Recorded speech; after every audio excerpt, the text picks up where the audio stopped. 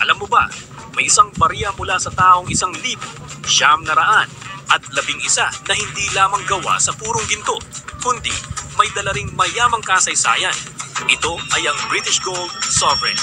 Yari ito sa 22 karat na ginto at tampok ang disenyo ni Benedetto Pistrucci, kung saan makikita si San Jorge na pumapatay sa isang dragon. Ang disenyo ay sumisimbolo ng katapangan at tagumpay laban sa kasamaan. Ang ganitong klase ng barya ay hindi lamang ginamit noon bilang legal na salapi, kundi kinokolekta pa rin hanggang ngayon dahil sa likas nitong halaga sa kasaysayan at sa merkado ng ginto. At ang binibenta sa BP Stars ay isang British Sovereign King's Coin. Magandang araw po mga kaibigan, welcome po sa ating channel. Ang ating video mga kaibigan ay reaction po sa coins na pinili po ni Bustuyo na gold coins na piki mga kaibigan. Tindi mga kaibigan, parehas mga kaibigan ang description, nagkaiba lang mga kaibigan sa timbang mga kaibigan. So rin natin, let's go po. Wow, gold coin. Gusto ko yan, gold coins. Gusto ko to. Okay, saan mo naman nakuha to? Bili ko yan sa Libya. Binigay sa? Binili ko sa Libya. Libya. Galing ka ng Libya?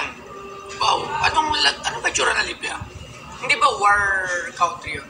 Ayan, kaya ako, isa yan sa dahilan kung bakit ko binili gawa ng nag-uwi ng mga tao nun eh.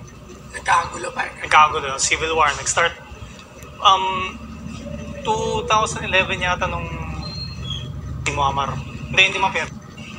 Nakapaglaban si Muammar Gaddafi sa NATO. Yes. In-out siya eh. Inalas siya sa Libya, di ba? Si Gaddafi. Yes. Si Gaddafi, yes. A great Libyan leader. Yes. Na na-oust from his position. Okay, so madami ang Libya kasi talagang war country. Pero hindi ko alam yung exact ng story na narinig ni Chris. Ko lang nababasa-basa. Tsaka pagka sinabi mo Libya sa red alert, parang kakampi ng mga Russia, kalaban ng NATO, di ba? So okay, gold coins. So magkano mo naman ito binibenta? 55. 55. Okay? So tawag tayo ng expert ng numismatist. Numismatist, tama ba? Numismatist expert. Sir Armand Di Maranan. Ayan. So syempre tawagin na natin dito syempre sa numismatist din at isang picker at overall matanda si Sir Angelo Bernardo. Hindi ko na nga sinabi. Okay, Sir Armand. Gold coins, alam mo na big tayo sa mga gold. Ang bigot nyo, no? Ang bigot na ilang grams to? 200. No, 200. Ang bigat niya. Ang bigat sa necklace niya. Okay. It's a sovereign. Pwede natin. Wait muna, wait. So, syempre, iba na tayo dito. So, camera, halika rito. Tingnan nyo to. Halika rito. Kailangan iayusin naman natin to. Pangit naman ang pagkakayos. Hindi pa to naayos. Sorry, guys. Makain pa kami dito. So, okay. So, titimbangin muna natin. Ito. So, titimbangin natin. 8.06 grams. Bigat na konti. Ulitin natin. Ilan dapat? Ulit. Ano mo, i-zero mo? 7.6 Naka-zero po yan. lang yun eh. 0.2 eh. Yan. Alright. 8.05. Medyo off. Kasi ano siya dapat? 7.99. Yun ang... Okay, kuha pa na yung maliit na timbangan. Pakuha na sa patiba. So, tingnan na rin natin dito sa ating micro lens. So, tingnan natin ito. Ito, alika rito, dito ko sumilip. Huwag ka dyan. Meron tayong bago. Hindi mo na kailangan silipin natin. Hindi na natin. Paano ito pinapatakbo? Hindi na. Okay, paano ito? Teka. Doon, Rudy! Pa-open doon! Rudy!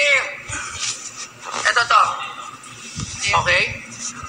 Open yung... So, sir, dito sir Angela, tingnan natin. Magulo pa itong working area natin. Pumunta ako dyan. Halika, pasok muna kayo dito. So, syempre, tayo ay nag-invest na rin ng mga kagabitan. So, konti pa lang. Ito ang ating, ang tawag dito, Sir Arman? Microscope? Microscope. Pag sinabi mo kasi microscope, usually, yung mga sa mga laboratory Ito na siya. So, i-clear natin siya. Paano ito, Rudy? Ito, Sige na. Kayo na kaya, si Arman, kayo magaling dito. Kayo na, okay.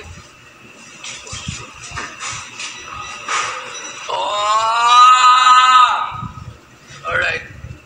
So, medyo may duda ba kayo sa coins? Hindi kasi it's supposed to be 7.89, no? 99. 7.9, hindi siya lalabas ng 8. Hindi ka dapat lumampas. Okay. So, ngayon anong titingnan natin para malaman natin?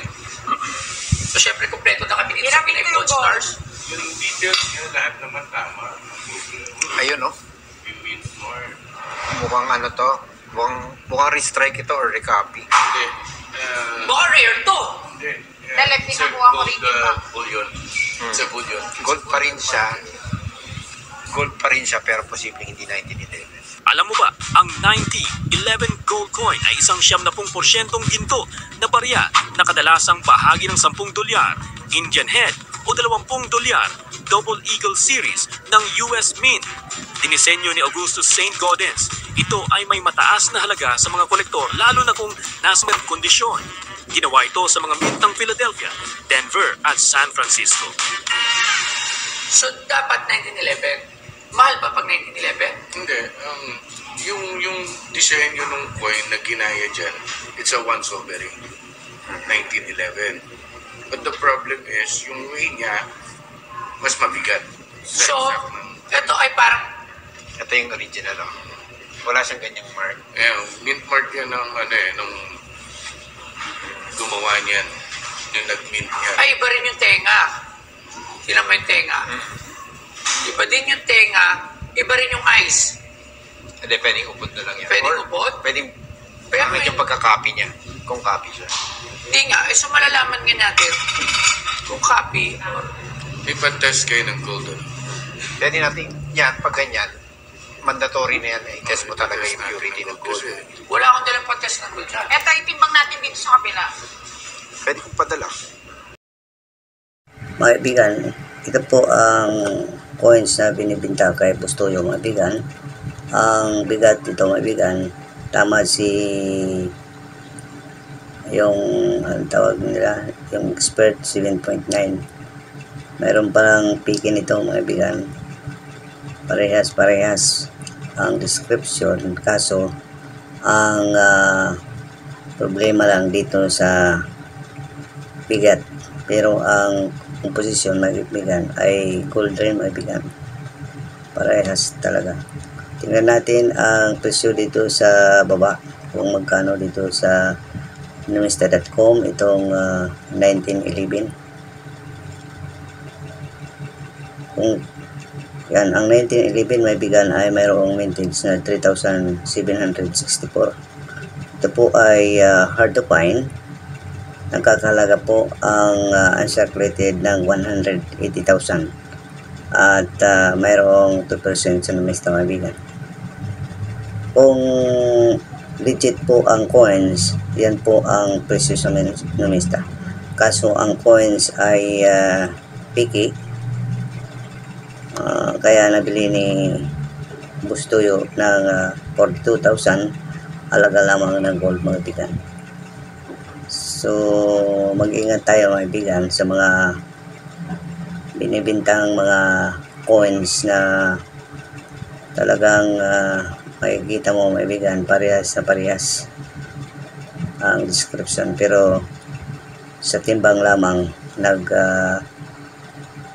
kaka-diferensya, mga bigan. Ito po, mga bigan, 7.99 ang grams niyan, mga bigan. Tama si Angelo, mga bigan, 7.99 grams. Ang composition nito, mga bigan, ay gold 0.91%. Biruin mo yan, mga bigan. Pagka napiki ka, mga bigan, lalaki pa ang presyo nito kung hindi natingnan ang bigat, mga bigan. Pag bumili kayo ng mga coins, mga bigan, kailangan po ang timbang, ang description po ng coins, kailangan nyo po titingnan, kasi talagang ang mga gumagaya po mga kaibigan, dyan po nagkaka-diferensya or sa AIDS mga kaibigan. Ang AIDS po mga kaibigan, mahirap dayain, lalo na kung redded mga kaibigan. Pero kung plain mga kaibigan, ang AIDS madali lang gayain. So mga kaibigan, hanggang dito na lang tayo mga kaibigan. Huwag niyong kalimutan mag-like at mag-subscribe sa ating channel. At pindutin niyo rin ang bell button para updated kayo sa ating bagong video. Maraming salamat po. God bless you all.